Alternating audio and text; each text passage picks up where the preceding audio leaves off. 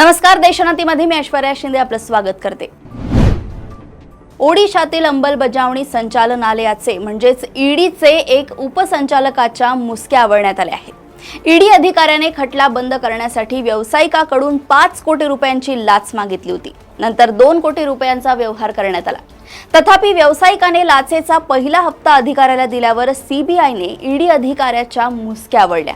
या प्रकरणात सीबीआयने ईडी अधिकारी चिंतन रघुवंशी यांना अटक केली आहे। हे प्रकरण ओडिशाचे आहे।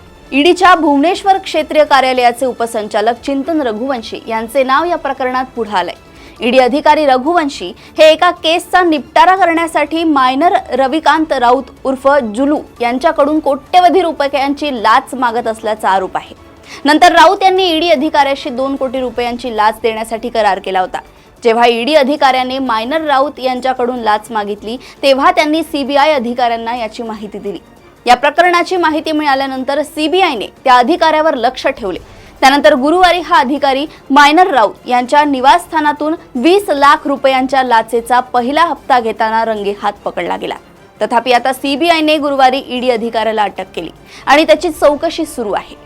ईडी अधिकारी चिंतन रघुवंशी हे 2013च्या बॅचचे भारतीय महसूल सेवा म्हणजेच IRS अधिकारी आहेत। सीबीआयने या अधिकाऱ्याला नयापल्ली येथील सीबीआय कार्यालयात नेले आहे आणि त्यांची चौकशी सुरू आहे।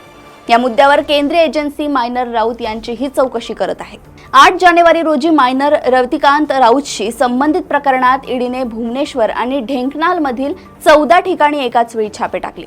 राऊतच्या कंपनीच्या कथित बेकायदेशीर आर्थिक व्यवहारांच्या संदर्भात हा छापा टाकण्यात आला। या छाप्यानंतरच अल्पवयीन मुलाने ईडी अधिकाऱ्याची मदत मागितली आणि केस बंद करण्यास सांगितले, जिथे ईडी अधिकाऱ्याने त्याच्याकडून लाच मागितल्याचा आरोप आहे। अधिकाऱ्यांनी गुरुवारी सांगितले की सीबीआय ईडी अधिकाऱ्याची चौकशी करतायत। पीटीआयच्या वृत्तानुसार सीबीआयने ओडिशात सापळा रचला, ज्यामध्ये या प्रकरणात काही लोकांना अटक करण्यात आली। त्यांनी सांगितले की या प्रकरणात अधिकाऱ्याची भूमिका देखील समोर आली, त्यानंतर त्यांची चौकशी केली जात आहे। अशाच अपडेट्स जाणून घेण्यासाठी तुम्ही बघत राहा देशोन्नती। नमस्कार।